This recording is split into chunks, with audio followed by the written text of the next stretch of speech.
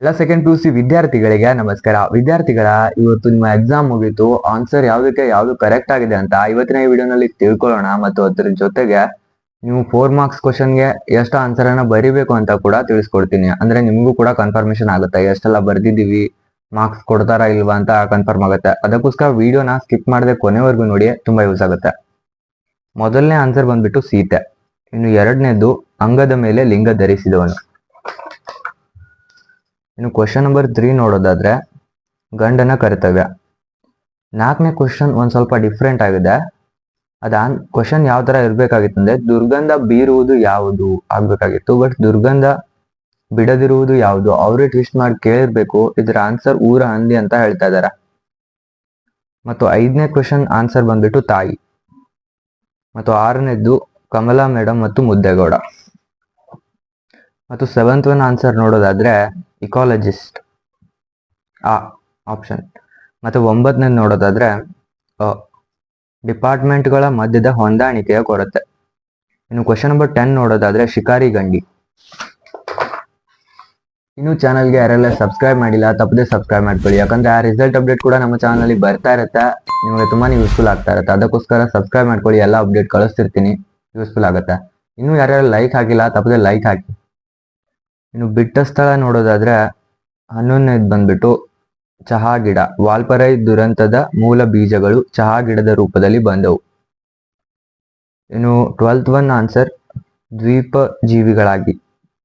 ಸ್ಥಳೀಯ ಭಾಷೆ ಕಲಿಯದ ಅನ್ಯ ಭಾಷಿಕರು ದ್ವೀಪ ಜೀವಿಗಳಾಗಿ ಉಳಿಯಬೇಕಾಗುತ್ತದೆ. ಇನ್ನು 13th ಒನ್ ನೋಡೋದಾದ್ರೆ ಮಗು. 14th one Vatsyayana. ಇನ್ನು 15th ಒನ್ ಬಂದ್ಬಿಟ್ಟು ಚಂದ್ರಭವನ.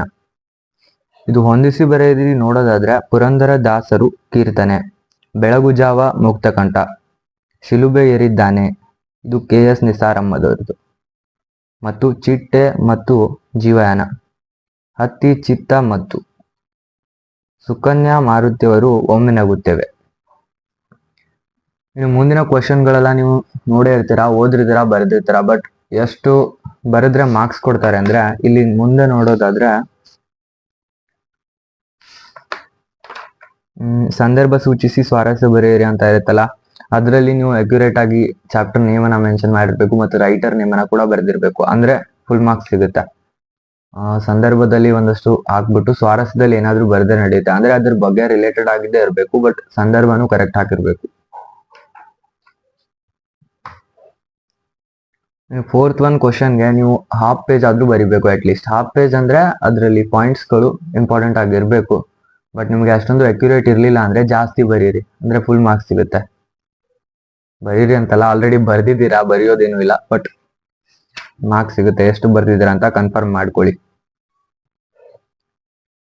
ಇದು ಬಟ್ಟೆ, ವಸ್ತ್ರ ಮತ್ತು ಅರಿ ಅಂದ್ರೆ ತಿಳ್ಕೊಳ್ಳೋದಾಗುತ್ತೆ.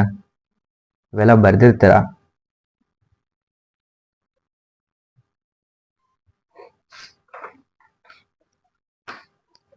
ಪ್ರಬಂಧ ಬರೆಯೋದು 1.5 ಪೇಜ್ ಬರೆದ್ರೆ ಸಾಕು. 1.5 ಪೇಜ್ ಬರೆದ್ರೆ ಚೆನ್ನಾಗಿ ಕೊಡ್ತಾರೆ. 1-2-3 ಪಾಯಿಂಟ್ ಅನ್ನ ಬರೆದ್ರೆ ಮಾರ್ಕ್ಸ್ ಸಿಗುತ್ತೆ, ಫುಲ್ ಮಾರ್ಕ್ಸ್ ಸಿಗುತ್ತೆ.